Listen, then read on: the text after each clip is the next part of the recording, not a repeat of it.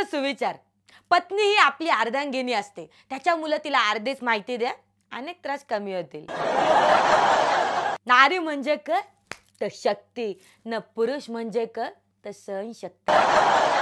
गाडी आणि बायको यांच्यामध्ये काय फरक आहे?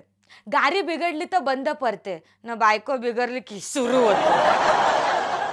असं कोणतं डिपार्टमेंट आहे जिथं बायका काम करू शकत नाही? Fire brigade. कारण बायका आहेत ना, आग लावण्याचं काम करतात, आग विझवण्याचं नाही. पटके. सावित्रीने सत्यवानाचे प्राण यमाकडनं परत आणले. याच्यावर तुम्ही काय बोध घेतलं? तर यम आणि मृत्यू हे पण तुम्हाला तुमच्या बायकोपासून वाचवू शकत नाही. त्याच्यामुळे एक काम करा ना, बायकोवर प्रेम करा आणि शांत राहा. आता दुसरं काही ऑप्शन नाहीये तुमच्याकडे. बघा, बघून घेईन असं म्हणून आयुष्य वाया घालवण्यापेक्षा जरी घेऊन बघतो असं म्हणून आपलं आयुष्य सार्थक केलं. बायको नवऱ्याला थोडं जेवून घेता का असं बोलण्यापेक्षा थोडं घेऊन जेवता का असं बोलली तर नवरा बायकोची भांडणं किती कमी होतील ना.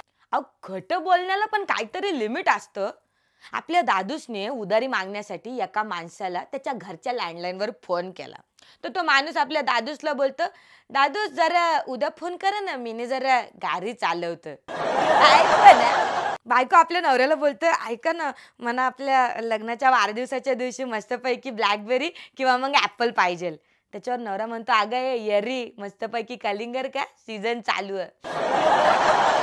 दारुड्याने समजा एखादं न्यूज चॅनल काढलं तर त्याचं नाव काय असेल? पी 24 तास रहा एक पेग पुरे, उघडा झाकण प्या पटकन.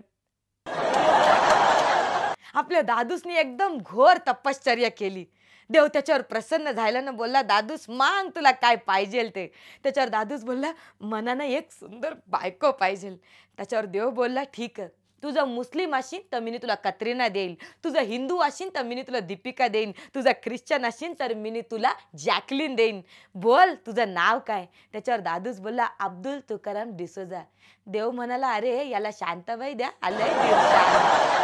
प्रियाशी बोलते, प्रियकराला, जानू माझा मोबाईल ऐकत असतो. त्याच्यावर तो म्हणतो, म्हणजे आता मी तुला फोन केला तर तू पकडली तर नाही ना जाणार?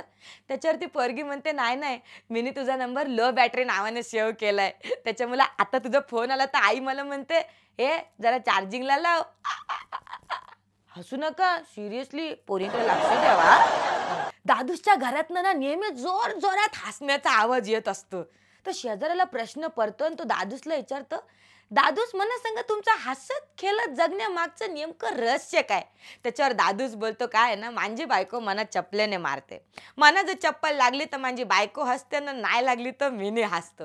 असं आमचं मस्तपैकी हसत खेळत संसार चालू आहे. शेजारी बायका कधीच आपल्या नवऱ्याच्या बहिणीकडे प्रेमाने बघत नाहीत, पण नवरा नेहमी आपल्या बायकोच्या बहिणीकडे लय प्रेमाने बघत असतो.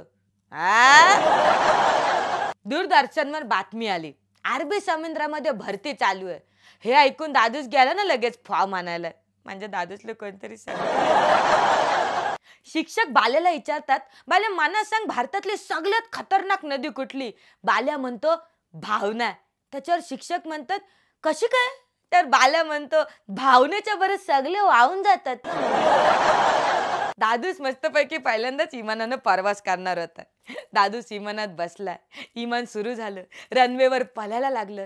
दादूला टेन्शन आलं, दादूला काही कळलंच नाही. दादू तिरीमिरीत उठला, पायलट जवळ गेला, पायलटची कॉलर पकडली ना, पोकल बांबूचे फटके दिले ना, बोलला, हे क चाललं इकडं, मला उशीर झाला ना, तू बाय रोड का जातेस?